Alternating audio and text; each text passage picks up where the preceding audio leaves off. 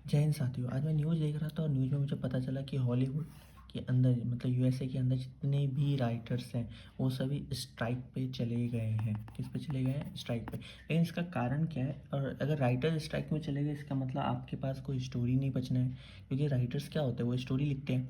Story लिखते हैं तभी वो फिर आगे जा कर के उनको सीरियल के फॉर्म में या फिर वेब सीरीज के फॉर्म में या किसी स्टोरी के फॉर्म में वो प्रोड्यूस की जाती है। लेकिन एक मूवी बनाने के लिए सबसे पहली ज़रूरी चीज़ होता है कि राइटर जो होता है या फिर जो प्रोड्यूसर होता है वो किसी एक पर्टिकुलर राइटर्स को हायर करेगा। फिर उसके आधार पर वो डायरेक्टर को हायर करता है। फिर डायरेक्टर के बाद पूरी कास्टिंग फाइनल होती है। तो जैसे आपको पता होगा कि जैसे शाहरुख खान है या फिर जितने भी बड़े एक्टर हैं वो सब प्रॉफिट का परसेंटेज अडॉप्ट कर लेते हैं कि भाई मेरे को इतना प्रॉफिट का इतना परसेंटेज चाहिए। लेकिन ये तो हो गई एक्टर की बात, लेकिन बाकी जो लोग बचते हैं जैसे कॉस्ट्यूम डिजाइनर हो गए या फिर जो इलेक्ट्रिशियन हो गए या फिर जो लोकेशन फाइनल करते हैं वो लोग कास्टिंग डायरेक्टर्स हो गए। तो उनको बेसिकली कहाँ से कुछ मिलना है? उनको तो कुछ मिलता ही नहीं है ना, राइटर्स को कुछ मिलता है। तो इसी को लेकर के क्या हो रहा है वहाँ पे हॉलीवुड के अंदर बवाल चल रहा है कि भैया आप लोग मतलब कमाते आप लोग हो। क्योंकि लगभग अगर आप देखोगे प्रोड्यूसर कौन है हॉलीवुड की, अगर मूवी आप देखोगे तो नेटफ्लिक्स, अमेजोन है ना, उसके बाद वॉरेन बॉस है या फिर मार्वल्स स्टूडियो हो गए। तो ये बेसिकली क्या करते हैं, प्रोड्यूस करते हैं। क्योंकि एक राइटर जब अच्छी स्टोरी लिखेगा है ना, तभी तो वो फिर मूवियाँ आगे बनेगी। लेकिन अगर राइटर्स अच्छी स्टोरी लिखता ही नहीं है तो फिर मूवी ऐसे कैसे बनेगी? तो फिलहाल ये स्ट्राइक है। स्ट्राइक सिर्फ इसी को लेकर के है, ये डिमांड कर रहे हैं कि हमें 4 to 9 मिलियन रुपीज़ चाहिए हर्जाने के तौर पे।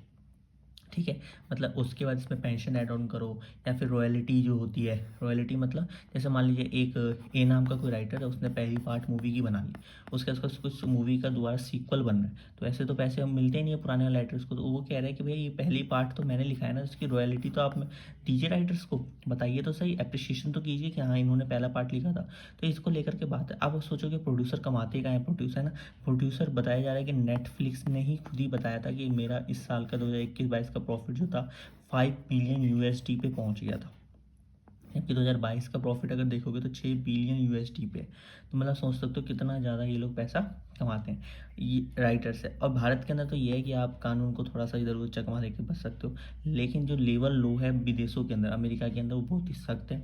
आप आवाज़ उठा सकते हो। उसी के कारण है कि राइटर सभी लोग जो हॉलीवुड के जितने भी राइटर्स हैं वो सभी स्ट्राइक पर बैठे हुए हैं। तो ये और यहाँ पर अभी जो 3 साल के अंदर मिनिमम बेसिक एग्रीमेंट्स होते हैं, तो वो 3 साल के बाद हमेशा हर साल मतलब 3 साल के बाद रिवाइव होते हैं। तो वो चीज़ है। सेकंड चीज़ सबसे इंपॉर्टेंट, अगर आप देखोगे तो एक राइटर्स मान लीजिए कोई एक्टर को तो लोग हायर कर लेते हैं कि 2 साल 3 साल आप हमारे उसके, लेकिन राइटर्स आप देखोगे तो बेसिकली वो लोग हायर नहीं करते, वो टेम्प्रोरी बेसिस पे राइटर से काम करवाते हैं। तो एक परमानेंट जॉब की भी बात की जा रही है। फिर एआई से कैसे वो लोग लड़ना चाहते हैं। फिर चैट जीपीटी की बात की जा रही है कि भैया आदमी जहाँ पर है वो आप वहाँ वो वाला काम राइटर्स हमें ही दे, ताकि उसका भी तो मतलब कि चैट आप लगा दोगे फिर हमारा काम कहाँ जाएगा। तो बेसिकली वो चीज़ कहने वाली बात देखी जा रही है। अभी क्या होगा, फिलहाल तो अभी कोई मूवी वूवी इनको बन नहीं रही है। और पर डे का कम से कम 80 से 90 यूएसडी लॉस हो रहा होगा, कि लगभग सब कुछ ही ठप है। फिलहाल देखते हैं क्या होता है आगे की कहानी। बाकी मैं आपको अगर ऐसे कुछ इस स्टोरी में कुछ डेवलपमेंट होगी तो मैं बिल्कुल बताऊँ। अभी के लिए जय हिंद।